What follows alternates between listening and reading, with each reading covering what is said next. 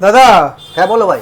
Phone হারিয়ে গেলে তো চোর আগে সিম খোলে, সবার আগে সিম খোলে, কিন্তু এমন একটা সিস্টেম বলো যে সিম খুলতে পারবে না আর কি, চাইলেও সিম খুলতে পারবে না। দেখো ভাই, এই যে তুমি কথাটা বললে সিম খুলে ফেলে, চোর পেলেই প্রথমে সিমটা ধরে ফেলে, এই তো আগে সিম। এইবার কথাটা কি শোনো, তুমি সিম আর মোবাইলে লাগাবে না।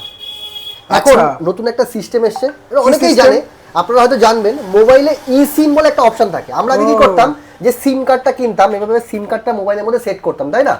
এখন আর মোবাইলে সিম কার্ড লাগে না, তাও কাজ করবে, ফোন আসবে, ফোন যাবে, যেমন হয় ঠিক তেমনই হবে, কিন্তু তোমার ফোনে কোনো সিম থাকবে না, কিন্তু সিমের কাজ করবে। এটাকে বলে ই সিম। কি করে করতে দেখিয়ে দিচ্ছি, দেখে নাও। তুমি চলে যাবে তোমার ফোনের সেটিংসে, যাওয়ার পরে তুমি দেখবে এরকম ইন্টারফেস আসবে, তুমি চলে যাবে, তারপরে মোবাইল সার্ভিস বলে যে অপশনটা আছে এইখানে চলে যাবে। এইখানে দেখো নিচের দিকে কনভার্ট টু ই সিম অপশানটা আছে, এইখানে ক্লিক করব। দেখো আমার নাম্বারটা চলে আসবে, এখানে নিচে আছে কনভার্ট টু ই সিম, এইখানটায় ক্লিক করব। দেখো কনভার্ট টু ই সিম অপশানটা আছে, আমি ক্লিক করছি। ক্লিক করলেই দেখো লেখা আসছে unable to transfer phone number. দেখো এখানে একটা মেসেজ এসছে, এখান থেকে আমি কন্টিনিউ করব। যেই কন্টিনিউ করবো মেসেজটা আমি পড়ে নিই। মেসেজটাতে বলেছে যে আমার নাম্বার ই সিম রিকোয়েস্ট অ্যাকসেপ্ট হচ্ছে না, কারণ কি আমার মোবাইল নাম্বার সাথে আমার ইমেল আইডি রেজিস্টার করা নেই। এবার আমার ইমেল আইডি কীভাবে রেজিস্টার করবো, এই তো তার জন্য আমি চলে যাবে মাই জিও অ্যাপে। মাই জিও অ্যাপটা ওপেন করে এখানে আমি রেজিস্টার করে নেব। রেজিস্টার যদি আপনার না করা থাকে আপনি রেজিস্টার করে নেবেন।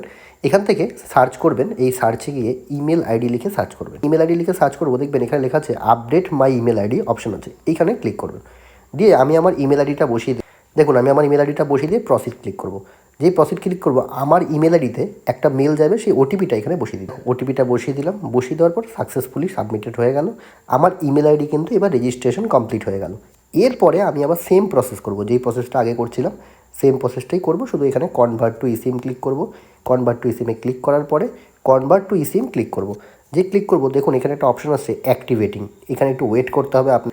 এখানে আমার কাছে একটা মেসেজ চলে আসলো, আমি মেসেজটা যখন আপনাকে দেখাচ্ছি, এখানে লেখা আছে your E SIM transfer request for Jio number is order reference number initiated. মানে আমার কিন্তু ই সিমের জন্য যে অর্ডারটা আছে সেটা কিন্তু আমার হয়ে গেছে। তো হয়ে গেল তো ভাই? হ্যাঁ, ভিডিওটা কি করতে হবে, শেয়ার করতে হবে সবাইকে, আর সবাইকে বলবো ফলো করে দিতে। অবশ্যই অবশ্যই।